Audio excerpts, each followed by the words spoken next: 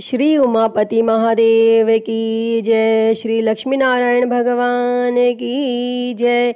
नवग्रह देवताओं की जय। शनिदेव महाराज की जय। प्रिय भक्तजनों, आज हम इस वीडियो में शनिवार व्रत कथा सुनेंगे। तो आइए शुरू करते हैं। उससे पहले आप सभी प्रेम से बोलिए शनिदेव महाराज की जय। नवग्रह देवताओं की जय। एक समय स्वर्गलोक में इस बात पर विवाद छिड़ गया कि 9 ग्रहों में से सबसे बड़ा कौन है। यह विवाद इतना आगे चला गया कि यह एक युद्ध की स्थिति बन गई।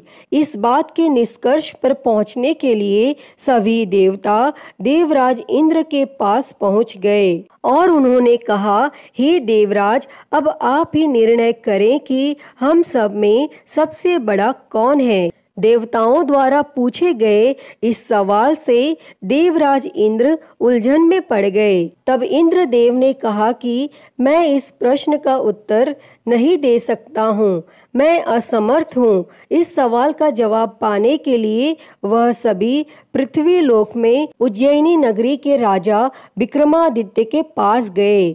तब राजा विक्रमादित्य के महल पहुंचकर सभी देवताओं ने प्रश्न किया। इस पर राजा विक्रमादित्य भी असमंजस में पड़ गए। वह सोच रहे थे कि सभी के पास अपनी अपनी शक्तियां हैं, जिसके चलते वो महान हैं। अगर किसी को छोटा या बड़ा कहा गया तो उन्हें क्रोध के कारण काफी हानि हो सकती है। इसी बीच राजा को एक तरीका सूझा। उन्होंने 9 तरह की धातु बनवाई, जिसमें स्वर्ण, रजत, कांसा, ताम्र, सीसा, रांगा, जस्ता, अभ्रक व लोहे शामिल थे। तब राजा ने सभी धातुओं को एक एक आसन के पीछे रख दिया और इसके बाद उन्होंने सभी देवताओं को सिंहासन पर बैठने के लिए कहा। तब धातुओं के गुणों के अनुसार सभी आसनों को एक दूसरे के पीछे रखवा कर उन्होंने देवताओं को अपने अपने सिंहासन पर बैठने को कहा। और जब सभी देवताओं ने अपना अपना आसन ग्रहण कर लिया, तब राजा विक्रमादित्य ने कहा, इस बात का निर्णय हो चुका है। जो सबसे पहले सिंहासन पर बैठा है वही बड़ा है। यह देखकर शनि देवता बहुत नाराज हुए। उन्होंने कहा, राजा विक्रमादित्य, यह मेरा अपमान है। तुमने मुझे सबसे पीछे बिठाया है। मैं तुम्हारा विनाश कर दूंगा। तुम मेरी शक्तियों को नहीं जानते हो। तब शनि देव ने कहा, एक राशि पर सूर्य 1 महीने, चंद्रमा 2.25 महीने, मंगल 1.5 महीने, बुध और शुक्र 1 महीने, बृहस्पति 13 महीने रहते हैं। लेकिन मैं किसी भी राशि पर 7.5 वर्ष रहता हूँ। मैंने अपने प्रकोप से बड़े बड़े देवताओं को पीड़ित किया है। वो मेरा ही प्रकोप था कि भगवान राम को वन में जाकर रहना पड़ा था, क्योंकि उन पर 7.5 थी और रावण की मृत्यु भी इसी कारण हुई। अब तू भी मेरे प्रकोप से नहीं बच पाएगा। और शनि देव ने बेहद क्रोध में वहां से विदा ली और वहीं बाकी देवता खुशी खुशी वहां से चले गए। इसके बाद सब कुछ सामान्य ही चलता रहा। राजा विक्रमादित्य पहले की ही तरह न्याय करते रहे। दिन ऐसे ही बीतते रहे, लेकिन शनि देव अपना अपमान नहीं भूले। एक दिन शनि देव बदला लेने के लिए घोड़े के व्यापारी के रूप में राज्य पहुंचे। जब राजा विक्रमादित्य को इस बात का पता चला तो उन्होंने अपने अश्वपाल को कुछ घोड़े खरीदने के लिए भेजा। जब अश्वपाल लौट आया और राजा को बताया कि घोड़े बेहद ही कीमती हैं, तब राजा ने खुद जाकर एक सुंदर और शक्तिशाली घोड़ा पसंद किया और उसकी चाल देखने के लिए घोड़े पर सवार हो गए। जैसे ही राजा विक्रमादित्य घोड़े पर बैठे, वैसे ही घोड़ा बिजली की रफ्तार में दौड़ पड़ा। घोड़ा राजा को एक जंगल ले गया और वहां जाकर राजा को नीचे गिरा दिया और फिर कहीं वह गायब हो गया। तब राज्य का रास्ता ढूंढने के लिए राजा जंगल में भटकने लगा, लेकिन उसे कोई रास्ता नहीं मिला। और कुछ समय बाद उसे एक चरवाहा मिला और भूख प्यास से परेशान उस राजा ने चरवाहे से पानी मांगा।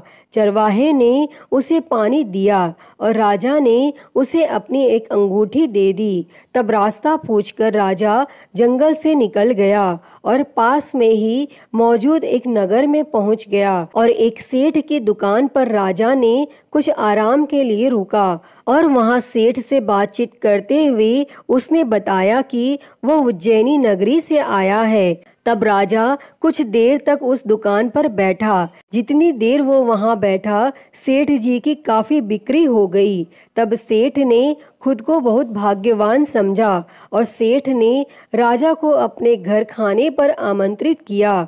और सेठ के घर में एक खूंटी पर सोने का हार लटका था और उसी कमरे में वह राजा को छोड़कर चला गया और कुछ समय बाद खूंटी उस सोने के हार को निगल गई। तब सेठ ने विक्रमादित्य से वापस आकर पूछा कि उसका हार कहाँ है। तब राजा ने उसे हार गायब होने की बात बताई। इस पर सेठ ने क्रोधित होकर चोरी करने के अपराध में विक्रमादित्य के हाथ पांव काटने का आदेश दे दिया। तब राजा विक्रमादित्य के हाथ पांव काट कर उसे नगर की सड़क पर छोड़ दिया गया। फिर कुछ समय बाद विक्रमादित्य को एक तेली अपने साथ ले गया। तेली ने उसे अपने कोलू पर बैठा दिया। वह पूरा दिन बैलों को आवाज देकर हाँकता था और विक्रमादित्य का जीवन इसी तरह यापन होता रहा।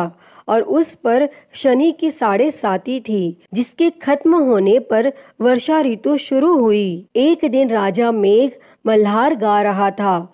उसी समय उस नगर के राजा की बेटी राजकुमारी मोहिनी ने उसकी आवाज सुनी। उसे आवाज बेहद पसंद आई। मोहिनी ने अपनी दासी को भेजकर गाने वाले को बुलाने को कहा और जब दासी लौटी तो उसने अपंग राजा के बारे में मोहिनी को सब बताया। लेकिन राजकुमारी उसके मेघ मल्हार पर मोहित हो चुकी थी और अपंग होने के बाद भी वह राजा से विवाह करने के लिए मान गई। जब मोहिनी के माता पिता को इस बात का पता चला तो वो हैरान रह गए। तब रानी ने अपनी बेटी को समझाते हुए कहा कि तेरे भाग्य में किसी राजा की रानी का सुख है, तू इस अपंग से क्यों विवाह करना चाहती है। लेकिन समझाने के बावजूद भी राजकुमारी अड़ी रही और अपनी जिद को पूरा कराने के लिए राजकुमारी ने भोजन छोड़ दिया। तब अपनी बेटी की खुशी के लिए राजा रानी अपंग विक्रमादित्य से मोहिनी का विवाह कराने के लिए तैयार हो गए और दोनों का विवाह हुआ और वह तेली के घर रहने लगे। और उसी दिन विक्रमादित्य के सपने में शनि देव आए। उन्होंने कहा कि देखा तूने मेरा प्रकोप। तब राजा ने शनि देव से उसे क्षमा करने को कहा और उन्होंने कहा कि जितना दुख आपने मुझे दिया है उतना किसी और को मत देना। तब इस पर शनि देव ने कहा, राजा मैं तुम्हारी प्रार्थना स्वीकार करता हूँ।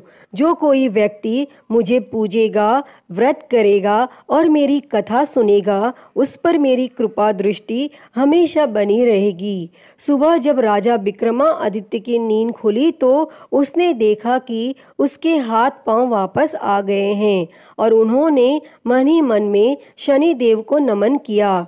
और राजकुमारी भी विक्रमादित्य के हाथ पैर देखकर हैरान रह गई। तब राजा ने शनि देव के प्रकोप की कथा सुनाई और जब सेठ को यह बात पता चली तो वह तेली के घर पहुंचा। उसने राजा विक्रमादित्य से उनके पैरों में गिरकर माफी मांगी।